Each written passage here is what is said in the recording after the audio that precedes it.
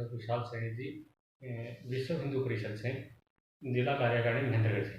आज इनसे बात करेंगे गौ हत्या को लेकर। सर, गौ हत्या को लेकर आपकी क्या राय? देखिए, इस देश में जब से एक अनुकूल परिस्थितियों की सरकार, जिसको हम बोलते हैं 2014 में मोदी जी के नेतृत्व में आई है, उसके बाद से गौ हत्या के मुद्दे ज़्यादा बढ़ गए हैं। ये एक विशेष वर्ग जो है, विशेष समुदाय जो है, उसे इन चीज़ों में बेहद मजा आता है, धार्मिक भावनाओं के साथ छेड़छाड़ करने में। आज आप कहीं भी देखेंगे, सारी जगह गोवंश ही सड़कों पर मिलेगा। इसका सबसे बड़ा कारण भी यही है कि जैसे ही रोकने की कोई इनको कोशिश की जाती है, ये जगह जगह से ला करके इनको यहाँ पर छोड़ देते हैं। गाय हमारी धार्मिक आस्था का प्रतीक है। उसे हमें अपने हिंदू शास्त्रों में, क्योंकि वो दूध देती है, सारा का सारा कार्य दूध से चलता है, और गाय का दूध अमृत तुल्य बताया गया है, तो उसे माँ का दर्जा दिया गया है। जानबूझ करके धार्मिक भावनाओं के साथ खेलना एक ऐसे समुदाय की एक परंपरा सी बन गई है, एक उसका दिनचर्या का कारण का ही एक काम हो गया है उनका। जितने भी लोग अभी तक पकड़े गए हैं गौ हत्या के अंदर, और जो गायों को भर करके लेके जाते हैं, वो सारे के सारे मुस्लिम ही हैं, केवल एक ही समुदाय के। आप करें समुदाय विशेष की बात, लेकिन भारत का जो सबसे बड़ा बूचड़खाना है गुजरात के अंदर, वो एक हिंदू का है, तो इस पर अब जब से कानून इसके ऊपर बने हैं, वो सारे के सारे बूचड़खाने बैन कर दिए गए। कानून बनने से पहले रोजगार के लिए हर प्रकार की चीजें चल रही थी। विशेष समुदाय के ज्यादातर लोग इसमें शामिल हैं। यदि मान लो एक हमें कोई ऐसा एग्जाम्पल उदाहरण मिल जाता है, तो हम उसे लेकर के जो और बाकी चीजें चल रही है, उसके एक तरह से उसके पक्ष के अंदर हम ये देखते हैं कि एक कर रहा है तो उनको बहुत ज्यादा अनुमति मिल जाए। ऐसा नहीं होना चाहिए।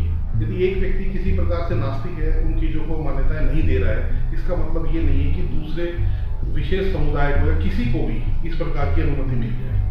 नहीं, अभी हाल ही में गौमांस के निर्यात में भारत विश्व में नंबर 1 पे आ रहा है, तो अगर रोक लगी तो नंबर 1 पे तो नहीं आता। देखिए, इसके बारे में तो जानकारी मुझे नहीं है फिलहाल कि गौमांस के निर्यात के अंदर नंबर 1 है। जैसा कि मेरा मानना है, यूपी के अंदर, हरियाणा के अंदर, राजस्थान के अंदर, मध्य प्रदेश के अंदर जितने भी गाय की हत्या के लिए बूचड़खाने थे, उन सब के ऊपर रोक ही लगाई गई है। और इस प्रकार से रोक लगाने के बाद, कानून बनने के बाद, ऐसा हो पाना, यदि मान लो जैसे केरल इस तरह की चीज़ों को नहीं मानता, और इसी प्रकार से कर्नाटक और बाकी जो प्रदेश हैं इन चीज़ों को नहीं मानते, जो ईस्टर्न अपने जो स्टेट्स हैं वो इस तरह की चीज़ों को नहीं मानते, और वहाँ पर इस तरह की चीज़ें होने के बाद और यदि निर्यात में बढ़ोतरी हुई है, तो वो एक अलग विषय हो सकता है। अभी कुछ दिन पहले गोवा के मुख्यमंत्री का एक बयान आया था, अगर गोवा में गौमांस की कमी पड़ती है तो हम बाहर राज्यों से गाय मंगाकर अपने आगे गौमांस की पूर्ति करेंगे। हाँ, मैंने बताया ना कि बाहर राज्यों का मतलब ये नहीं है जिन राज्यों का नाम मैंने बताया। जैसा कि हरियाणा में कानून बन चुका है, ठीक है, इसी प्रकार से यूपी में कानून बन चुका है, गुजरात जो अपना बिहार स्टेट है वहाँ पर भी इसी प्रकार की अनुकूल परिस्थिति है, मध्य प्रदेश में भी इस चीज़ के लिए कानून बन चुका है। तो इसके जो 28 स्टेट हैं, वो भी तो उन सभी में कानून नहीं है। गो हत्या का कानून किसी अपनी जो केंद्र सरकार है उसका मुद्दा नहीं है, ये स्टेट वाइज चलता है। तो स्टेट वाइज चलने के हिसाब से जिस स्टेट में इस चीज़ पर बैन है, वहाँ पर ऐसा नहीं है। जहाँ पर बैन नहीं है, इस प्रकार की जो चीज़ें वहाँ से निर्यात की जा रही है। तो गोवा यदि मान लो कहीं से बीफ को मीन्स इंपोर्ट कर रहा है किसी और स्टेट से, तो इसका मतलब ये नहीं कि जहाँ पर बैन लगा है उस स्टेट से। लेकिन कभी देखने में आता था कि सबसे ज़्यादा जो गौमांस का जो यहाँ से जो आयात निर्यात जो भी होता था, वो अपना यूपी से और हरियाणा से सबसे ज़्यादा होता था, जो कि अब नहीं है। अभी हाल ही में एक मुद्दा है दिल्ली के मंगोलपुरी से, एक रिंकू शर्मा की हत्या कर दी गई केवल जय श्री राम के नारा लगाने से। क्या दिल्ली भी एक बंगाल की तरफ पे आगे बढ़ रहा है कि जय श्री राम के नारे लगाना या राम के नाम पे रैली निकालना, फिर वालों की हत्या कर दी जाए? इसके पहले भी 1-2 केस ऐसे हुए हैं, तो इस पर आप क्या कहेंगे? हम इसकी शुरुआत शाहीन बाग से करते हैं। शाहीन बाग में जो हुआ, 101 दिन 103 दिन जो लोग बैठे रहे, महिलाओं की आड़ में जो लोग बैठे रहे, जिस प्रकार से हमारे जो पुलिस और रक्षा विभाग के जो कर्मचारी थे, जो सैनिक थे, उनको 400 बार चाकू से गोद कर मार दिया गया। तो इसकी शुरुआत हम वहीं से ले लेते हैं, ये उसी की तर्ज पर जा रहा है। आज जो रिंकू शर्मा की हत्या की गई है, आप उसमें एक चीज देखिए कि किस प्रकार की बर्बरता वहां पर की गई है कि महिलाओं के द्वारा उस रिंकू शर्मा के हाथ पैर पकड़े जाना, जिस महिला को उसने खून दिया था उसके पति के द्वारा उसकी हत्या की जाना, कमर में उसके चाकू घोंप देना, ये कोई सहज व्यक्ति का काम नहीं है। ये पूरी तरह से, जिनको हम इंग्लिश में बोलते हैं ब्रेन वॉश किए हुए लोग हैं, ये मुस्लिम जिहादी हैं। हमें ये कहने में किसी प्रकार की कोई शर्म नहीं है कि ये मुस्लिम जिहादी है। आप एक चीज नोट कर लें, इस देश के अंदर एक मुसलमान हिंदू बस्ती के अंदर बहुत सकुशलता से अपना जीवन यापन कर लेगा, उसके बच्चे भी वहां रह लेंगे, उनको कोई प्रॉब्लम नहीं होगी। लेकिन 10 हिंदू परिवार हैं और मुस्लिम बस्ती है पूरी की पूरी, तो वो वहां नहीं रह सकते। एक का रहने की तो बात ही छोड़ दीजिए। शाहीन बाग में क्यों आज हिंदू अपना घर बेचने पर मजबूर हो रहे हैं, आप उसका अंदाजा लगा सकते हैं। ये एक ऐसा कुकृत्य है जिसकी निंदा अभी तक, अब तक किसी भी मुस्लिम नेता ने नहीं की है, किसी मुस्लिम धर्मगुरु ने इसकी निंदा तक नहीं की है कि भाई जो हुआ वो गलत है और जिन्होंने किया है उनको पकड़ा जाए। आज राम हमारी राष्ट्र की आत्मा है, राम हमारे आराध्य है, राम से ही ये जीवन शुरू है, राम पर ही ये जीवन खत्म है।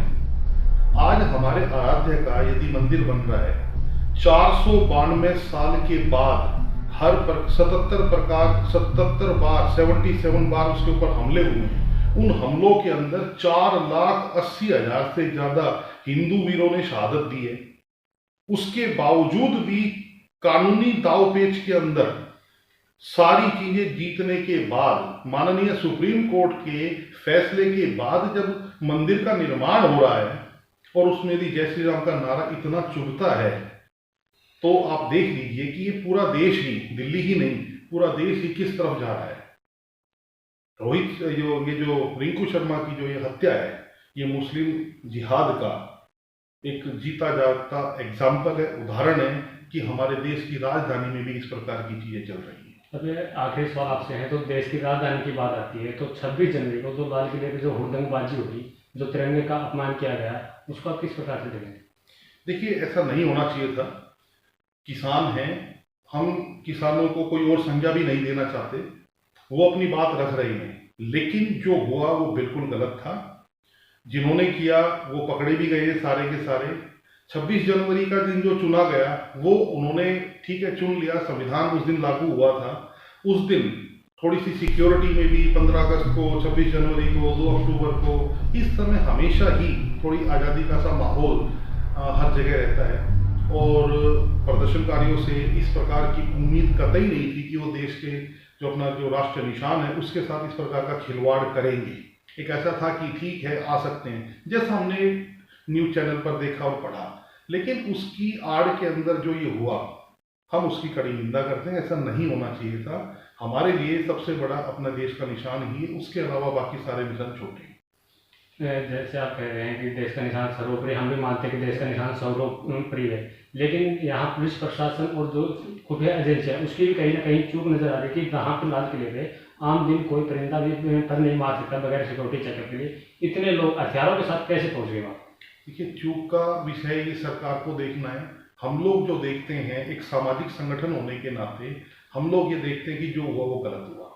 अब मैं किसी प्रकार से जो सरकारी जो एजेंसियां है या जो सरकार के जो चुनिंदा लोग जो समाज से चुन करके गए हैं या जिनके पास इस प्रकार की जिम्मेवारी है उनके ऊपर कोई टिप्पणी नहीं करना चाहूँगा।